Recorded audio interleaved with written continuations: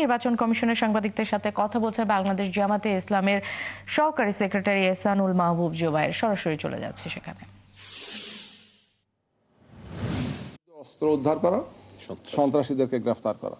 তো এ ব্যাপারে ওনারা আমাদেরকে বিভিন্ন পদক্ষেপ যেগুলো নিয়েছেন, আইন শৃঙ্খলা বাহিনীর প্রধানদের সাথে, তারপরে অন্যান্য বাহিনীর প্রধানদের সাথে মিটিং করেছেন, বলছেন আজকে আমাদের একটা মিটিং এখানে হয়েছে। এই সব মিলে ওনারা আমাদেরকে বলেছেন যে আমরা এই সমস্ত উদ্যোগগুলো নিয়েছি। আমরা বলছি না, জনমনে এটা নিয়েও উদ্বেগ আছে, উৎকণ্ঠা আছে। আপনাদের পক্ষ থেকে আরও দৃশ্যমান আমরা দেখতে চাই যে আপনারা নিকট ভবিষ্যতে সামনের দিনগুলোতে যাতে এই ব্যাপারে প্রয়োজনীয় পদক্ষেপগুলো গ্রহণ করে। এরই সাথে আমরা আরেকটি বিষয় বলেছি যে আমাদের নেতৃবৃন্দ যারা নির্বাচনে ভূমিকা রাখছেন, আমাদের আমিরে জামাত, সেক্রেটারি জেনারেল, কেন্দ্রীয় নেতৃবৃন্দ, শীর্ষ নেতৃবৃন্দ ব্যাপক সফর করবেন, বিভিন্ন জায়গাতে তাদেরকে যেতে হবে। তাদের নিরাপত্তার বিষয়টি আমরা দৃষ্টি আকর্ষণ করেছি যে কেউ অনেক ফেসিলিটিস পাবেন, ভিভিআইপি ফেসিলিটিস পাবেন, আবার কেউ পাবেন না।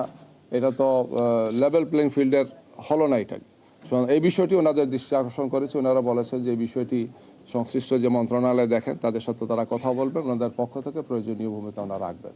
এই সমস্ত বিষয় নিয়ে আমরা আলোচনা করেছি। এর পাশাপাশি প্রবাসীদের ভোটাধিকারের যে বিষয়টি আমরা বলেছি যে ভোটার পরিমাণটা ভালো যদিও, কিন্তু আমাদের প্রত্যাশা অনুযায়ী হচ্ছে না, বিভিন্ন কারণে হচ্ছে না, সেটা আমরা আলোচনা করেছি।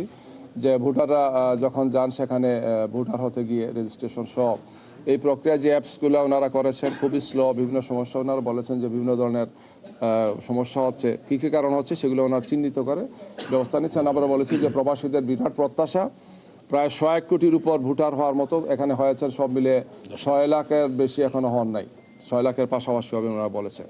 তো এখনও যে সময় আছে আমরা বলেছি যে এই ব্যাপারে প্রয়োজনীয় পদক্ষেপ নেওয়া, এবং প্রবাসীরা যারা আমাদের মিটেন্স যোদ্ধা, যারা আমাদেরকে এই দেশের অর্থনীতিকে সচল রেখেছেন, তাদের বিরাট প্রত্যাশা যে তারা ভোটাধিকার পাবেন, ভোট দিতে পারবেন, এই বিষয়টি যাতে তারা প্রয়োজনীয় পদক্ষেপগুলো গ্রহণ করেন আমরা সে বিষয়ে তাদেরকে দৃষ্টি আকর্ষণ করেছি, পরামর্শ দিয়েছি, ওনারা সেই সমস্ত বিষয়গুলো দেখছেন। এগুলো নিয়ে আমাদের মধ্যে আলোচনা হয়েছে আর কি। ধন্যবাদ।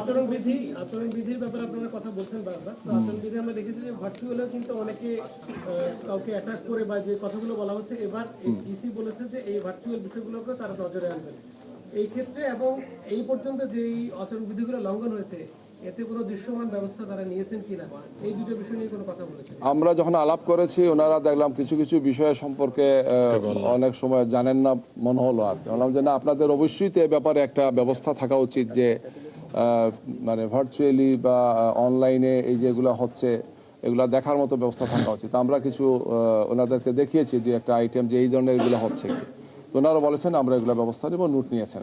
আমরা আশা করবো যে এটা এক্ষেত্রে ওনারা প্রয়োজনীয় পদক্ষেপ গ্রহণ করবেন। এই বিষয়টা বুঝতে পারেন ভিআইপি সুবিধা পাওয়া কেউ পাবেন, এটাকে ক্লিয়ার করতে। আরেকটা হচ্ছে আগামীকাল তারেক রহমান দেশে আসছেন, একটা সমাবেশ করার কথা, সংবর্ধনা সমাবেশ, সেটাকে ঘিরে আপনারা আচরণ লঙ্ঘনের শঙ্কা করছেন কিনা, সে বিষয়ে আপনি বলেছেন কিনা?